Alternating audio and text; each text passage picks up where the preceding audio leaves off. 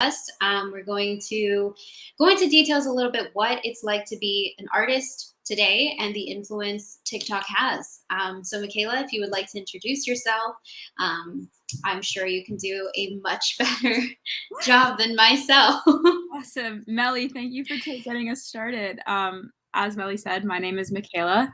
I'm here on behalf of My People Know Inc. I'm Director of Influencer Management at My People Know, and what My People Know is a modern take on a traditional standard marketing and branding agency, brand management agency. Essentially, our job is to act as the intermediary between brands and content creators to help facilitate those relationships and those opportunities for our content creators.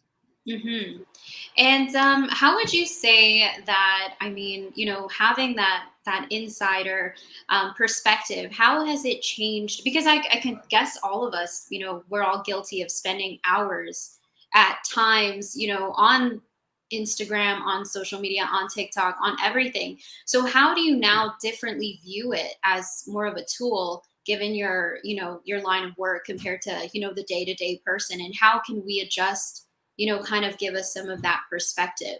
100%. I think I can speak on behalf of almost everyone in sort of our age category when I say that, hmm for a long time, social media was, it acted almost as a source of anxiety because it was something so personal to us. It was something that hmm kind of became our personal image. I think for me, since working in this career path in this industry, I've learned that social media, above all, is a very useful business tool. It allows you to connect with people who are in a similar niche. It allows you to um, so it allows you to get your brand message across and sort of connect with like-minded individuals and like-minded creators, as hmm well as find like the best opportunities for you. So I would say that the biggest shift that I've had in working for this career is understanding that it doesn't need to be something that's personal. It's almost, you should be using it, especially if you're an artist or you're a creator of any sort of set of any type.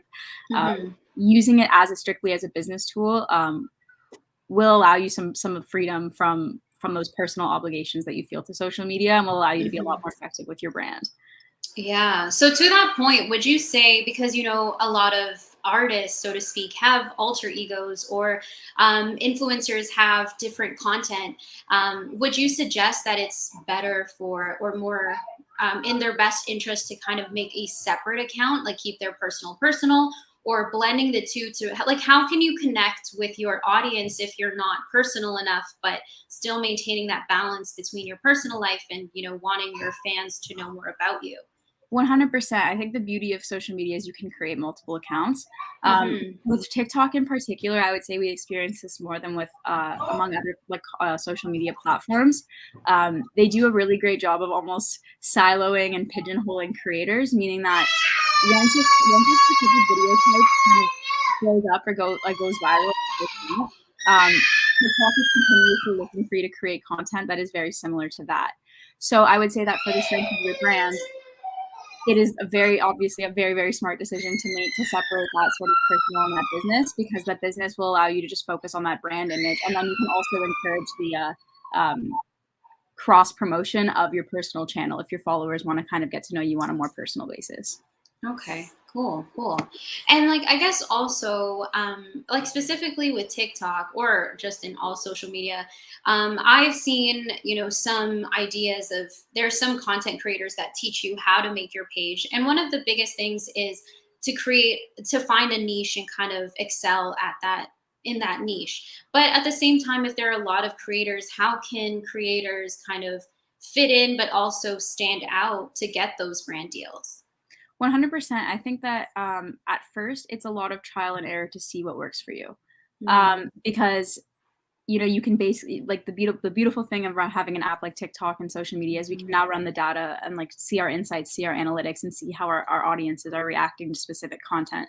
So when someone Mhm, is first trying to build that brand, sort of going through those trials and errors of posting something, maybe trying something new, and then gauging how the audience reacts, and then using mhm. that data to sort of create an approach for how, like, and what kind of posts most resonate with your audience type. Okay. And so would you say that, people or artists or other influencers, should they be posting multiple times a day, or is like every day or every I other would day? I would say that there isn't a magic number of how Hmm. many times you should be posting, but what I will say is for brands, consistency is important. It's very, very important. Because the more consistent you are, the more your followers are sort of on the they're on the hunt, always looking for your content, you know? So it Hmm. allows you to build up brand loyalty when you're posting consistently, and it allows your Hmm. videos to kind of stay warm on that For You page and on those explore pages. So um, I would definitely recommend setting a at least a rough posting schedule to make sure that you're posting at least 3 times a week. Okay. And this, I guess, this is from the videos that I've seen gone viral, and a lot of ones that you see online. It's really hard to tell whether good quality, like in terms of camera setup, is really important because there's some videos that are just so nicely made, and there's other ones that look like someone just randomly picked up their phone and made a video, and it goes viral. So does quality really have any play? I would say I wouldn't argue that quality necessarily has the biggest play. Obviously, if you're trying to establish yourself sort of as a musician or as an artist in any sort of capacity, obviously having higher quality videos it looks good on your brand, right? It shows that you kind of put like a that extra step of effort in. But I would say that the reason why sometimes like the videos that you see on your For You page are so varied is because in at least the experiences that I've had of my colleagues, the biggest driver of engagement, especially on TikTok, is shares. So people want to Hmm. see more than likes and more than comments. The shares per post is what drives the engagement. So people want to see things that are shareable content. So if Okay. TikTok tells can see that your video has been shared a bunch, then they're going to put that on the For You page because they're going to flag it as something that's relevant to a lot of people.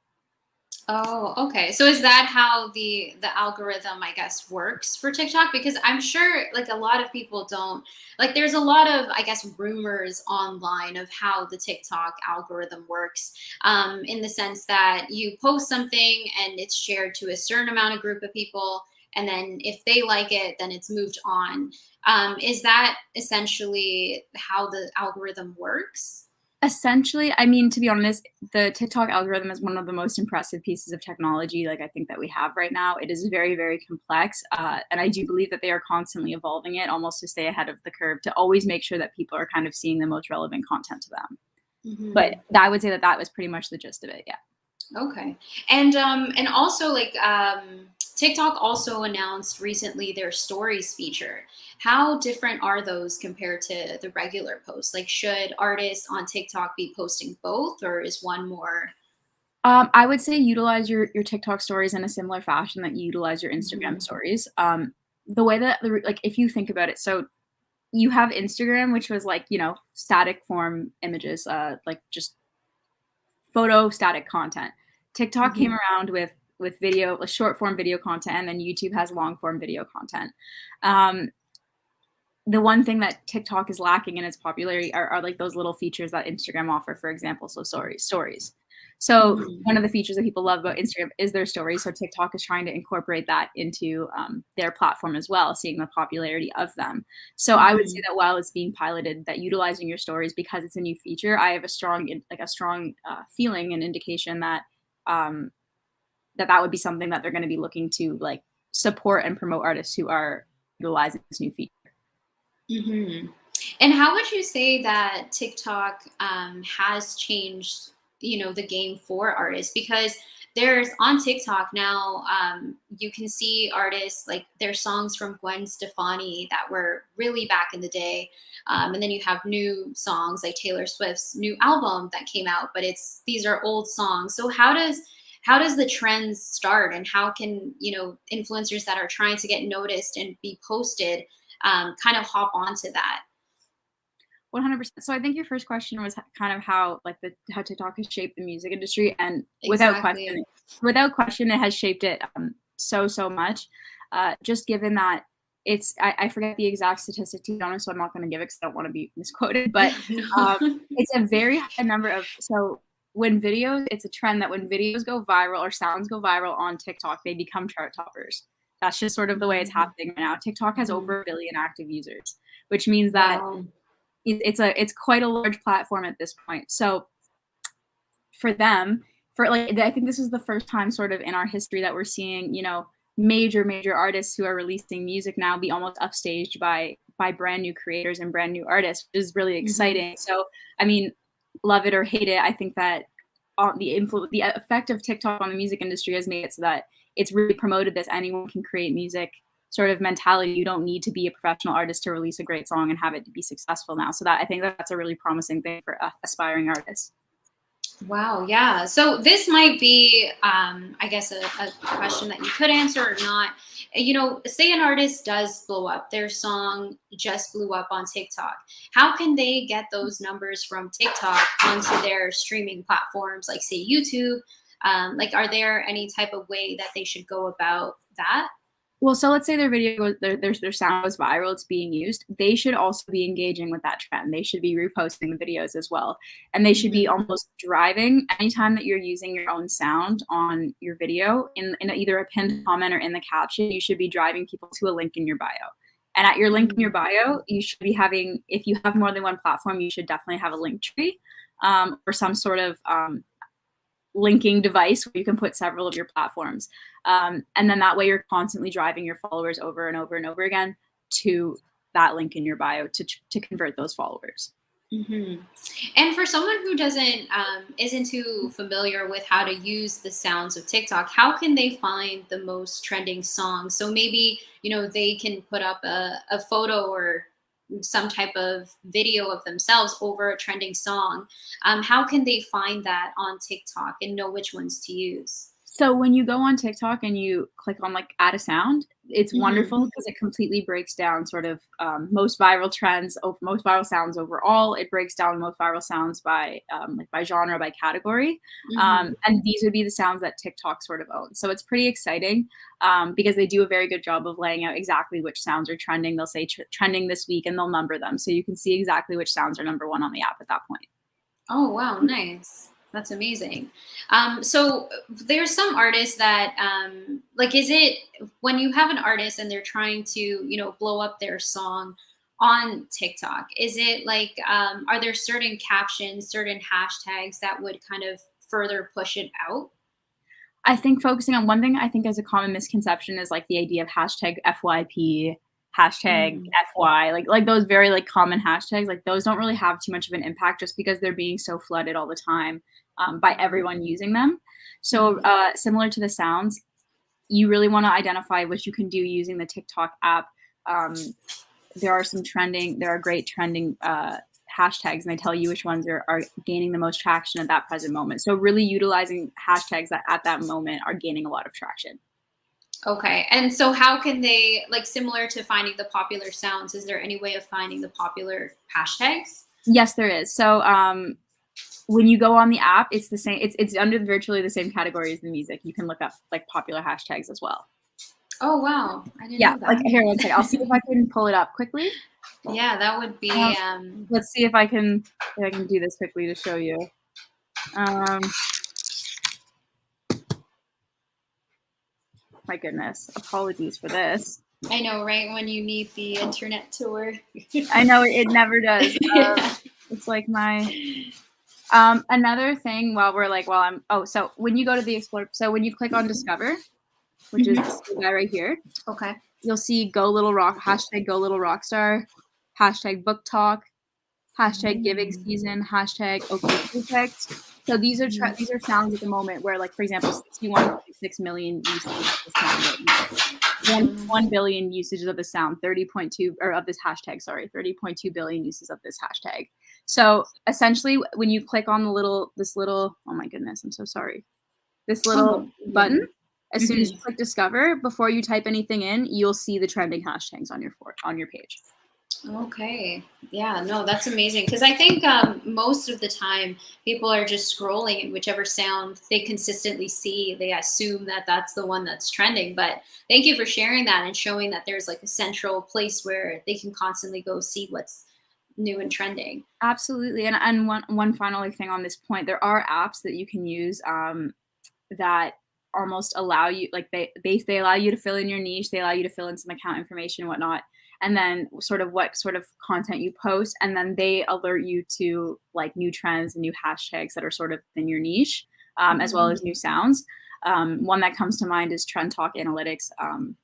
they're great. They offer a lot of statistics, and they Mhm. allow a lot of insight into what currently is trending. They provide a graph to see where the trend is at on the curve. So we don't want to join the trend when it's, after the tail end, after it's like sort of finished. You want to sort of be Mhm. on that earlier end. So it allows creators to sort of identify trends that are happening in viral videos, viral sounds that are being used early on, so that they can kind of take advantage of that. Mm. And how does so when you click a sound on TikTok and there is multiple videos, how do those videos get filtered? Is it the ones with the most views or shares? Like what is Yeah, the it's typically the videos with the highest amount of engagement at the top. Mhm. Um, so the videos that are most highly interacted with. The first video typically will always be the original sound. So the Mhm. original video that like created the sound, and then after that, they do get filtered by relevance in terms of activity. Okay, okay. So going through that, and in terms of interaction, is that shares or should the person posting be commenting, replying to the comments, or?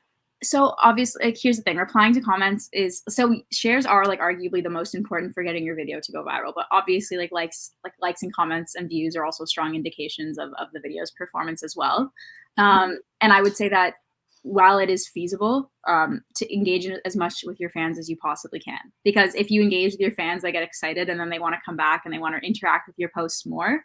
Mhm. So I would say yes, definitely. Not even for a simple like fact of like getting a higher quantity of comments, but more as a way to genuinely connect with your fans, which will bring them back wanting more. Mhm.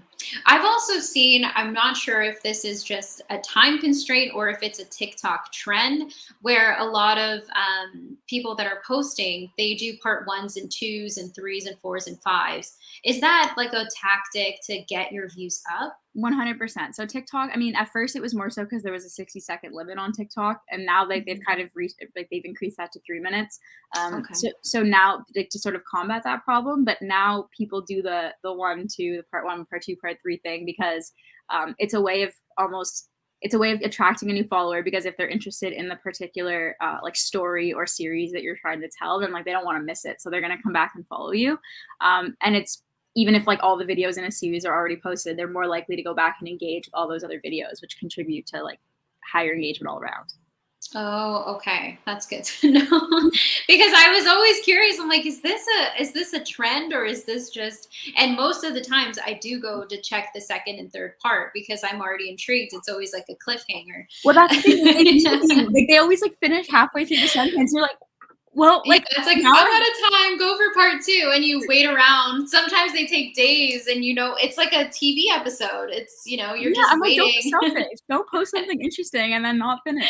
Exactly. It's the worst because I'm like, why did I need to come across this? I did not need to know this story. Now I need to know how it ends.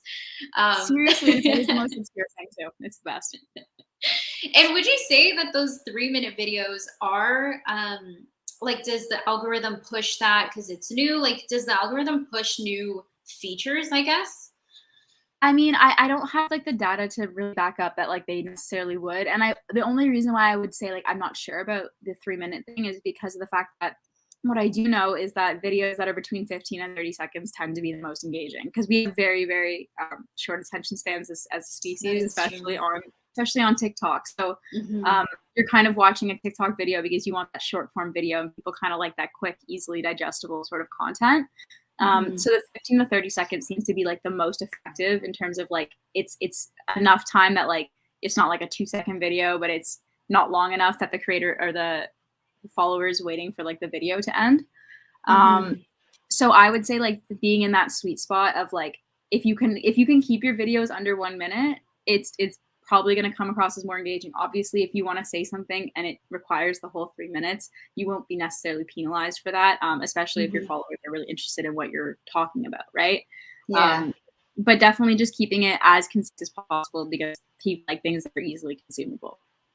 Yeah. So I guess the takeaway with that point is almost like you just consistency is everything. So I think a lot of just because it's been so common that you hear that TikToks go viral, like the biggest, being Charlie D'Amelio and Addison Rae, they just went viral and they just continue to grow. So is part of it like is that a thing like for someone to just go viral or do they need to just be consistently posting because like, for example, as a brand, manager, if you did find someone that had potential, they went viral, like, would you need to see more content from them before you would decide to move forward and work with them?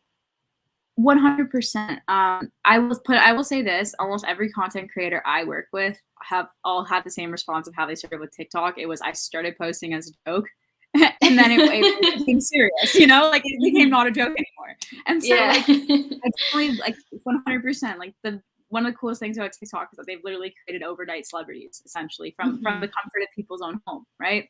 Mhm. So sorry, do you mind repeating what was the question again? I'm so sorry. No, the Uh, question was, like, if someone did go viral and say they only had like 2 or 3 videos under their roster, would yeah. that be enough for you to decide that this person had this viral video, people know about them, I want to work with them? Or would you need to see, like, or would someone have to have a complete more package? Well, ideally, I mean, okay, if you have 3 videos under your roster and every single one of them has blown up and gotten, like, millions of views, then that would definitely be something that would indicate, like, a strong level of potential for Yeah. long-term growth, that sort of creator, right? And, like, that's something that does happen, like, people will post a few videos and all of a sudden they have millions of views and, like, hundreds of thousands of followers they weren't expecting. So I would say that the when it comes to recruiting for TikTok management in specific, until you're at a point where you kind of are getting those constant inquiries and whatnot, it actually is better for you to sort of build your brand on your own first, completely the way you want it, and Mhm. get that help, that guidance from people in the form of like non-exclusive partnerships. And then when you get to a point where you're happy with where you're at in terms of your growth, then decide to move forward with some sort of management. But to answer your Mm. question, like, we definitely, I mean, obviously, based on like a quantitative scale, we do look at things like followers and like likes, like amount and like engagement, overall engagement, just because we want to make sure that creators that we're representing on an exclusive level are creators who have that loyal fan base who believe in them. Okay. And say, for some artist or influencer who's trying to get those brand deals, what can they expect? Like, how can they prepare themselves for that conversation? Like, how does it typically go? Like, should someone reach that level of success, how can they kind of expect to know that it's legitimate and not kind of like a scam or something like that? 100%. So the biggest thing is that most big brands, none will ever reach out to you from an email, Hotmail, any sort of personal email account ever. So you'll be able to tell the legitimacy based on like usually the actual email itself that's actually contacting you. Hmm. But how most brands contact creators is through their emails and their bios. So having your email account in your bio is incredibly important because whenever a brand like goes onto your profile, if you don't have a visible email account, then they're assuming that you're not available for brand deals. So Hmm. making your public email like available and accessible to potential clients is very important so they actually know how they can reach you. Um, yeah. Okay, that's good because there has even recently there's been a lot of accounts that are just being hacked with promises of making videos, and they would get these type of PayPal payments or Cash App, things like that. So just knowing really specifically what to look for, like, are there, like, should they be looking for, will they use their name, will, like, someone from the 100%. company So brand, or when you enter in these conversations, I think like the number one thing that all creators should create, which we do for our exclusive roster, is create a pitch deck. So Mhm. create a stats deck that has like all of your compilations of your stats from across your platforms with your pricing on it as well. Um, Okay. and then when you either are approached by a brand or you contact a brand, you can send them your pitch deck so that they are aware of your pricing. What you should do is let them know that your pricing on the pitch decks are non-inclusive of licensing and exclusivity. Because here's the thing, like a lot of creators who are new, and it's no fault of their own, like they've never, all of a sudden they're a self business and they've never had that experience. Mhm. But let's say like a brand is paying $2,000 for a video, um, but you didn't realize that that means that they have usage on it forever. Like then you're Mhm. severely underselling yourself. So you really want to break down those costs and identify your rates as an individual scale and let them know, hey, this is the base fee for me creating the TikTok. And Mhm. then for licensing and exclusivity, these are the additional rates per like a 30-day basis. Okay, so that's also a great insight because I do believe most of the common. So it does sound like when the brand approaches you, they're not just going to be throwing you money, which is common with scams. They tell you the price, they tell you all the details up front. So, I guess that can be something that a takeaway to consider, that if a brand is reaching out to you, they'll likely ask for your package before they kind of shoot prices at you. 100%. Or if it's obviously a notable brand that you recognize and it seems to come from a very valid email address, then sometimes they might come to you if they have a very specific budget in line. But I always Mhm. recommend creators do their research on brands that reach out to them, especially if it's a brand you've never heard of before. Definitely do your research on, read their reviews, read, like, see if there's anything about how they've conducted themselves with content creators before, because it's definitely not a good position to be in as a content creator to, you know, work on a brand deal with someone and then either, at worst have something horrible happen to your account and at best just not get paid. So Yeah. And I guess do you have a little bit of an insight on I've seen the term micro influencer and mhm. influencer. Yeah. Is it possible, like, what exactly is the difference between the two? Like, what are the differences between them? Yeah, so, there's different. I believe that there's 3 different tiers. I know micro and macro. I forget what the name of the middle one is, so I'm gonna call it mid-tier influencing right now. So a Hmm. micro influencer is someone with under 10,000 followers. So Okay. essentially, they're really, like, micro influencers are a really cool, like, part of kind of our culture right now, because it's basically a bunch of people who are being able to utilize they're not necessarily at this moment, maybe they are eventually trying to pursue it as their full-time career, but it's something that, they've built up like that loyal following among like their social circles. And so um, that's sort of how they get those gifted opportunities and whatnot. So starting off as a micro influencer is a great way to sort of build those warm brand relationships. And then a macro influencer is someone with 1 million+ followers. So that's Mm, someone, and then the tier influencers are in the range of like 11,000 to like 999,000. okay. And should, one of these micro influencers or the macro influencers or the medium, how would they go about reaching out to, say, a company? Like, is it worth their attempt, or is it better to just hold off and kind of wait and create content?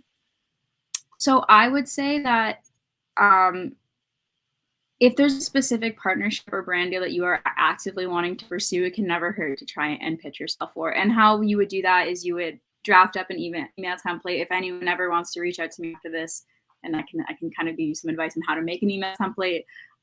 You would create this, like, explaining who you are, explaining sort of what your intentions are with the brand, and then you can send it. Um, but I would say that in my experience, like, the thing that I realized is that the brands who are going to be willing to pay you and compensate you the best for your time are the ones who reach out to you, because they're the ones who are like, they had a role and they thought of you, so like they're actively pursuing that Mhm. partnership with you. But it obviously it's a very good thing, especially for micro influencers, to put themselves out there to make those more brand connections, so that should they, like, get to a point where they start to get into that paid sort of level of being a content creator, that they have these warm relationships with these great brands that they've already worked with, that they can kind of go back to and be like, hey, these are now my rates. What's up? You know? Yeah. No, for sure. It's great. It doesn't hurt to ask, but it's the most important thing is how you ask. Hey, Well, I'd like to work with well, you, instead of, exactly. You just want to be approach them, be nice, and you can also, yeah. I mean, the thing is that a lot of micro influencers, one thing that, like, you'll notice is that they do participate. I mean, and I did this for myself for a while too, Hmm. in bid campaigns, meaning they exchange a post for some free product and maybe a small fee, you know. Hmm. Um, so I would say that that's why, like, it's a very cool opportunity for them to sort of get started. Um, I definitely know that on, like, the more macro level, content creators are not as excited about posting things free of charge. So for the most part, they won't really like be interested. Like, they'll take gifts and they'll be happy to like share a story post and whatnot. Um, but I guess it's really knowing how to position yourself and how, like, what your value is as a content creator. So um, ensuring that you're not being taken advantage of. Like, and I don't care how big of a content creator you are, if someone offers you a brand deal and then they ask you to pay for their product, that's not a brand deal, and say no. Yeah. Yeah. So, I guess, like, a brand deal, like, it's a common term, but what exactly is that for someone who, is trying to, work towards their goal? Like, what exactly are the key points of that brand deal? Like, what should they A be? brand deal, I mean, typically, I mean, there are gifted campaigns, like I said, for content creators, and that's, like, obviously incredibly exciting. Everyone loves free stuff. So there are non-paid brand deals, which is like to that capacity. There's which is like we send you a product, you post for us, and that's how that works. There's also the affiliate and commission-based programs, which you join, like you promote their product, and then you make a fee of however much they get. So I mean, typically we don't really participate as an agency in affiliate or commission-based deals at all, or with gifting. So that brings us to kind of the third option, which is like that paid brand deal. So essentially, like what that is we agree upon on a rate for X number of deliverables and like this level of exclusivity, this amount of licensing. And then in return, you provide me with the product and the creative brief I need to create that content for you. So it's advertising in the traditional sense of the word, and usually there is some sort of exchange of funds involved.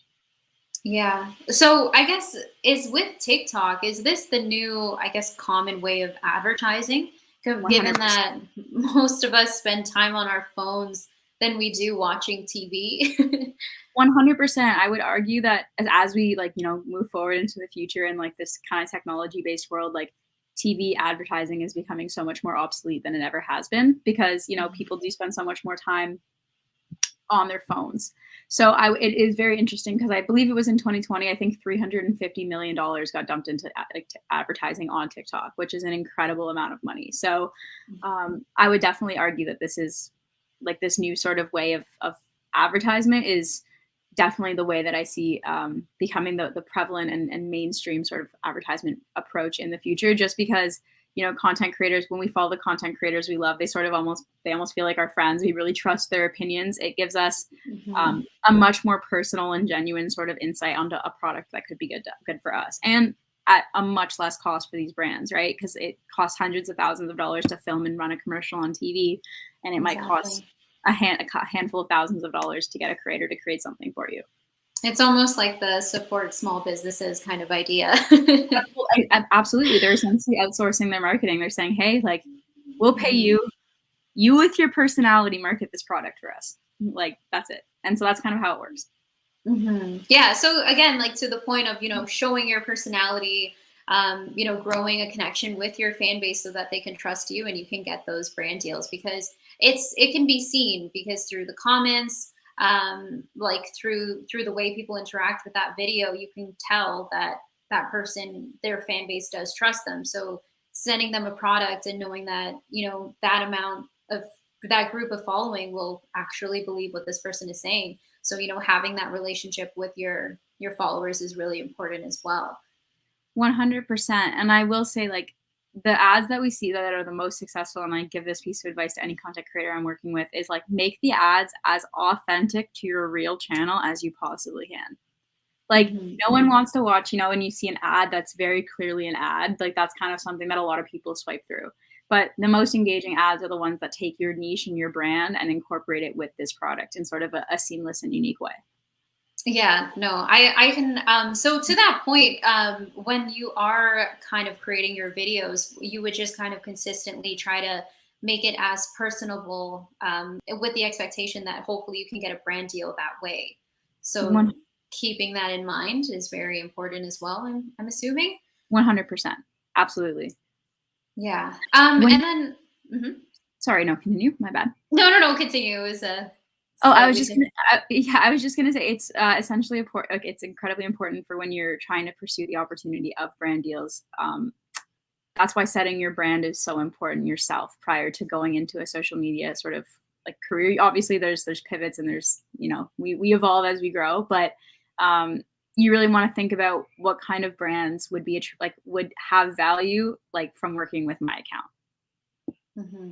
Can we get a little bit more insight on like what it means to have a brand for a person, a creator?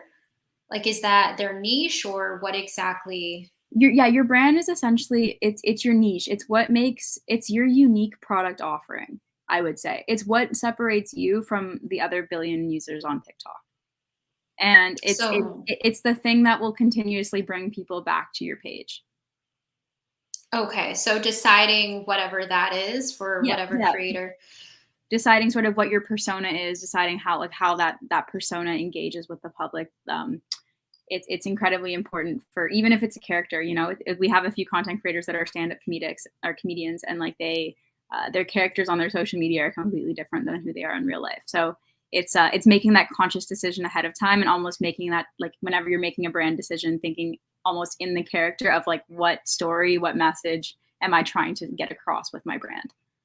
And that would then flow to your, I guess, the photos, the videos, and like your logo and all of those things, right? Absolutely. How it's Because it's it would. it's the overall package of how you market you. And would you suggest that when you're sending out these letters or responses or the package that you mentioned with having your pricing and all of that, would you put your logos, or would that just be too much to the point No, where it's annoying, or is it I would is it I would helpful? recommend I would definitely recommend putting in your logos. Anything to make yourself stand out as much as possible and seem as professional as possible is definitely incredibly helpful, for sure. The only thing is just avoiding, keeping it too wordy. You want to keep sort of, you want, like, when anyone's looking at a visual presentation, you want it to be like sort of visually appealing, short, sweet, and to the point. Like, if you want someone to be able to glance at that pitch deck and almost understand, like, this is where their Instagram stats are, this is where their YouTube stats are, this is where I can find this, this is their pricing, and it's neat, it's clean, and it's like visually appealing. Okay, that's great to know. Sometimes, it's hard to find that line where, you're a very creative person, you want it to look very exciting, but it's too exciting to the point where they don't know where to start reading. Exactly. It just, you wanted to make it as clear and as simple as possible for them to figure out what they need to do to work with you. Very, very good. Also, I was going to ask, with these influencers that are looking for these brand deals, do the brand deals look whether they're verified or not verified? Is there like Mm, a business profile kind of thing? yeah, I mean, to be honest, like, the benefit of the verification is just that, you're verified. People can, like, establish that you're a verified user on the app. But I will say that there isn't um comparatively that much of a difference in, like, the brand deals that are content creators with a large number of followers who aren't verified, and the ones who are, like, really experienced. But if you are verified on the social media app, it does act as a unique selling point for yourself as well. And how does someone get verified? Like, how do they get that blue check mark? Because on TikTok, you can see, major big influencers like makeup artists, makeup gurus, makeup by Mario. They're all verified. You almost just assume because they're celebrities. But then you see someone who maybe you saw a year ago who was just a day to day person who, like you mentioned, just started TikTok randomly, and now they're verified. So how does one get to that point? Yeah, so basically, an account gets verified when they're established as someone who is, like, highly searchable, and, like, easily, like, people want to imitate their content. So um, essentially, when you're, like, it's different for each platform, but for TikTok, there's a specific form that you can fill out, and then you can submit that directly to the TikTok, the team that does the creator acceptances. Um, the most important thing among all platforms is, like, it's having valid, real news articles about you. So when I Google your name, I should be able to find, when I, like, look you up, a handful of relevant search, like search references and articles that tell me a little bit more about you. Because based on, like, the number of articles, they can tell, like, how many people are looking up your name, which would imply that, like, your account could possibly be imitated by people. So making sort of a list and of, like, any sort of public appearances that you've made and any sort of social articles about you, as well as actively seeking out those sort of public appearances and social opportunities where you can get Mhm. your name and, like a segment dedicated to yourself on something, will allow someone to be a stronger candidate for verification. And this would be, so say, someone is working on that actively, trying to do the public outings and, trying to get on blogs. Would they then apply, or would TikTok just kind of make that discovery on their own? You can apply. Okay. It's an application form. After this call, I'll look in and see where, if, like, there's an area where you can publicly, I don't know, like, where you can publicly access it. I think you might be able to apply through the app as well. Um, but it is an application form. Okay. But like you mentioned, it's just almost like it just helps, but it's not necessary to get those brand deals. Absolutely. So when a company is looking for, a their next person to work with, is that one of the things that they look for, or is it more so just the stats? Like, is the stats the driving factor? The stats I would say are arguably like the driving factor, not even necessarily just reach. It's the biggest thing for them is like the target demographic. So knowing like what their age range is, maybe like the gender percentage of people who are interested in like a specific product. Like they know their company's analytics, so they want to find a content creator whose following and whose fan base sort of lines up closely with like the demographic that they're trying to target as well. Okay, so that again, going back to your niche and having that idea, and these are all stats that a person with the account can they do it? Do they have to? So on Instagram, for example, you need to have a business profile to see those stats. Is the same with TikTok? I think on TikTok you don't need to be a business profile to see your analytics. But what I will say is, I mean, on Instagram, like I would definitely say it's easier to have a business profile because you can see those analytics, and it doesn't really change all that much between business and non-business. On TikTok, you can switch back and forth easily between the two as well, and you can access those analytics regardless. Oh, okay, that's amazing to know. Great. And then I guess back to the comment of musicians and TikToks. Without using these trending sounds, how can they try to get their sound to trend? Like, should they upload it them singing? Should they put it as a voiceover? Or Yeah, I think it's really interesting because people kind of like, especially on TikTok, it's a very unique mix of people wanting to see things that are new and seeing things that they're comfortable with.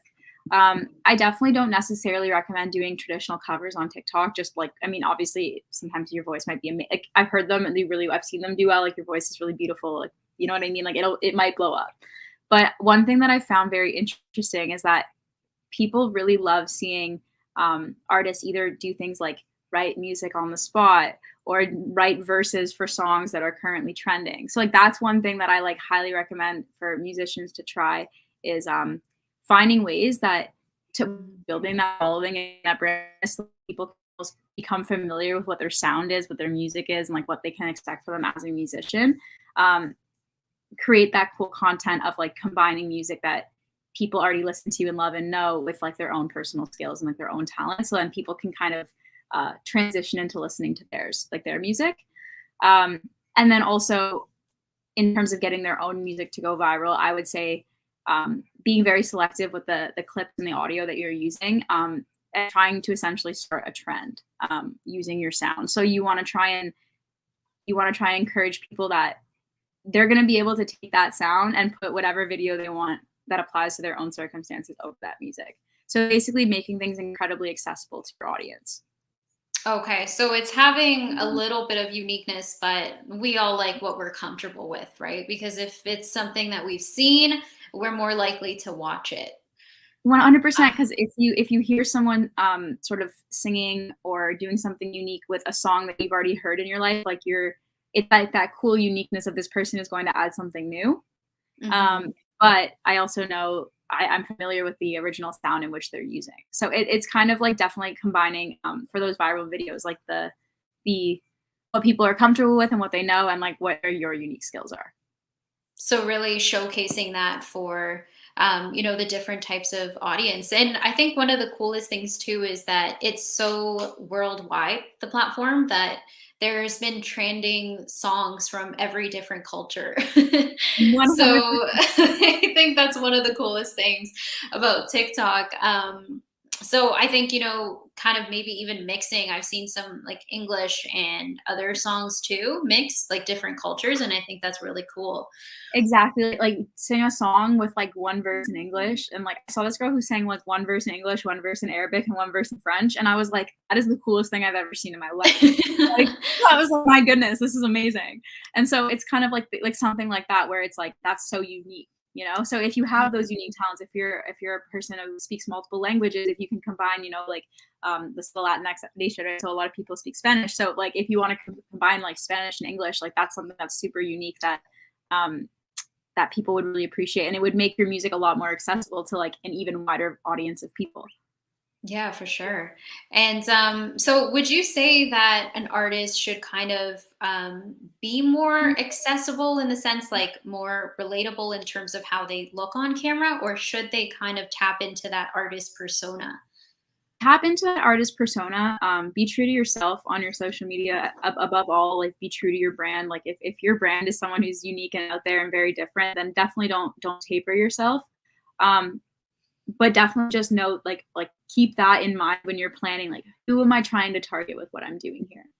You know, you kind of want everything to align to be your look, your sound, and who you're trying to reach. You have to sort of make all of those considerations at once to make sure that you're effectively reaching the people that you're trying to connect with. Okay, so you can intentionally create your videos, I guess, right? 100%. You want to create your videos with intention. That's a very good way of putting it.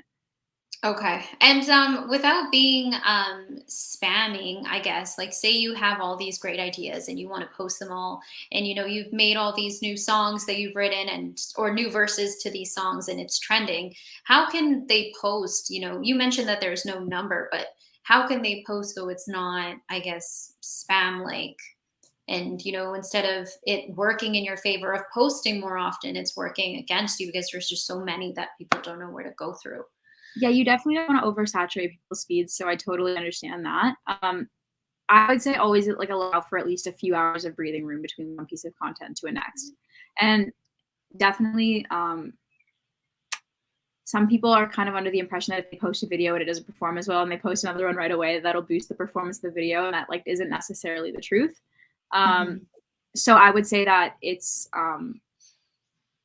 about like determining whether or not your content like it's not don't post content just to post content. Be very, very intentional with your posting of content. It's okay to post 5 times in one day on TikTok because like people don't count the same way they kind of do across other platforms. But if Mhm. every single piece of content that you're posting is something that's incredibly meaningful and like is something that is impactful, but I would obviously say like you want the more you can save that like those amazing pieces of content to sort of share over the period of time, that will sort of like benefit you in like the long run, I will say. So probably at least like aim to post like once a day. Um, and if you have content that you like love and you want to share, like don't feel rushed into sharing it in that moment. Like you can hold on to it. You can like TikTok is never gonna know when you filmed it, you know? Yeah. like like That's very true. it's like your followers aren't gonna know. They're gonna think you filmed that today. Like it's all good. So Yeah. film as much amazing content as possible and hold on to it and keep it as close as you can, and then you can release it when you're comfortable and on a timeline that works for you. I tell my creators that it's a really smart decision to almost stock up on their content because you don't know when something's going to happen and you're not going to be able to film for a while. So like having those videos that you love and that are almost like they're almost like on cue, like they're waiting in the wings to go live, it just kind of Mhm. alleviates some of that stress off of you so you can think about what you're going to do next. No, that's great insight because I do think there is that common misconception with TikTok that just keep flooding, keep posting because the algorithm will like you more or things along those lines. But I guess it is true, right? Like it's similar to I guess Instagram in that way. You can't constantly post because then it'll just be they won't pick up on what exactly you're trying to. It's just be like, oh, it's this person again. Exactly, and, like, they might even end up because if you're posting so much, people might miss some of, like, some of the pieces of content that you really wanted them to see, you know? Mhm. So it's almost like allowing people to almost take that breathing time to absorb what you've provided them for, like, a few hours or a day and then going on to the next is super helpful, but also not putting pressure on yourself. Like, if there's a day or a week where you don't get a post out every single day, like, that's okay, you know? The TikTok Mhm. algorithm isn't gonna dislike you anymore, I promise. Um, it definitely it's better for you to take that break that you need so that when you do put that content out that you feel good about it, you feel happy about it, and it doesn't become a source of stress and anxiety. Yeah, no, that's very true because I think most of the time, it's that pressure to just post. We almost forget what we're posting. And then once it's like you mentioned, if it's not to the brand, like to what you've built up and what your fans are previously expecting, that connection, it's just kind of getting weaker rather than getting stronger. 100%. Like, you almost wanna every time you post, you want your followers to feel a little bit more connected to you and, like, a little bit more interested in what you're doing. And I do have a final question. You know how Instagram and Twitter and all of those like captions are a really big thing. With TikTok being more of a visual kind of thing without more so reading, would you suggest that the captions are as important, or is it more so like the content is go hand in hand? Or I would say like TikTok is a little bit unique as opposed to like Instagram. Like on Instagram, there is almost like people like read the captions, you know, like you like when you Yeah, see an yeah. Instagram post, you read the caption. You don't really always do Mhm, that on TikTok. But mhm. that isn't to say that it isn't important. So I would say that keeping your captions like short and sweet and to the point. Just though, like you don't want to make it messy. You don't want to put 500 hashtags. Like same thing on Instagram. It's not cute. You know what I mean? Mhm. So you want to kind of keep it as clean as possible. Like it shouldn't really matter too much. The only thing that could actually potentially affect it, and this is one like I guess final point for anyone who's trying to do brand deals, especially on TikTok, it is incredibly volatile with views. So when it identifies that you are creating a branded or paid post, um, those views tend to drop like quite a bit, and that's because they've identified things like link in bio in the caption and link in bio or like ad. So um, that goes hand in hand with this other point of like when you're posting content or making captions, just be conscious of the fact that even though you're not saying it, like the TikTok algorithm is incredibly smart. So like they can analyze everything that you're writing. So be intentional with everything you're doing on TikTok. Okay, so it's not too much of, writing this huge caption that likely no one's really going to read, and it looks just overwhelming and taking away from the video. Exactly. So that's good to note because most of the other platforms like Twitter go hand in hand with TikTok and Instagram and all of that, where captions are almost like people are waiting on new music to like Drake to drop some songs so that we can get some new captions. So it's very common, but in TikTok we don't really consider the captions because it's just so visual. But here and there you'll see a caption, so it's always good to know whether that's favorable to your video or if it's just, you're better off, kind of making a title or something on the video itself. I would definitely recommend putting a title page on the video as well. Just because like you can't see the caption when you're scrolling on someone's page. So like when you're on their profile, you can only really see like the cover photo that they've selected. So I would suggest putting a title page as well, just because that attracts like that person, like a follower's eye immediately to the content of that video. Okay, that's good to know. And you can also like pin comments and add videos into the comment section as well, I guess, to kind of help tell the 100%. stories too. That's amazing. But thank you so much. Do you have any final words, final thoughts, anything that we may have missed that you would like to kind of just shed some light on before we wrap up the Latinx Nation interview? I think that we've kind of covered almost everything technical, but I just wanted to like let people know that making it in like social media it's a marathon. It's not a sprint, you know. So just every single day, do one thing to try and improve your brand and try to make yourself like go a little bit farther. But Rome was not built in a day, so if it doesn't happen overnight for you, that doesn't mean it's not going to happen for you. So just keep trying. That's amazing to hear, because I think it's great to hear that from someone like yourself involved in the TikTok scene, the ins and outs, than the day to day person. Because all of the success it's had, a lot of content creators think that viral is the only way to go. So it's assuring to know that like you just mentioned, it's a marathon, it's not a race. So it's great. Thank you for that. Of course. Thank you so much for having me. It's been really nice to chat with you and get to know you a little bit. Yeah, no, it's been great. And we'll have your information posted when we upload the video as well. Are you okay with, anybody that has any questions to send you an Absolutely. email or a DM? Like, which do you prefer? Either or. Honestly, whatever people are more comfortable with. I check both quite frequently. So any additional questions that people have or even just, questions, conversations, comments, anything, I'm always looking to learn a little bit more about other people's experiences. So anyone who wants to reach out, I'm super friendly, I promise. Just DM me or email me, whatever's most convenient for you. Yes, very professional and to the point, short and sweet, which is great. It's a great insight that, because I think a lot of people that are writing emails, they feel like they need to give you your whole life story just so you'll read it. But then at the same time, it's like, it's too much and you get so many that you just can't get through all of it. 100%. So that was a really great gem that you dropped for us today. So thank you so much, Michaela. It was a pleasure to catch up with you. Thank you to Latinx Nation for, hosting us both here to, provide a lot of insight. And hopefully, if those that are watching, I did ask all of the questions that, may have come up. But again, Michaela is nice enough to, have her platform open. So if there was anything that we missed, they can always reach out to you as well.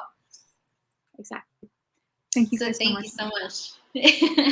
Have an excellent evening. I hope you have a great day and happy holidays because I'm super excited about that. All And right. great. Thank you. Awesome. Have a great evening, everyone. You too. Bye. Bye.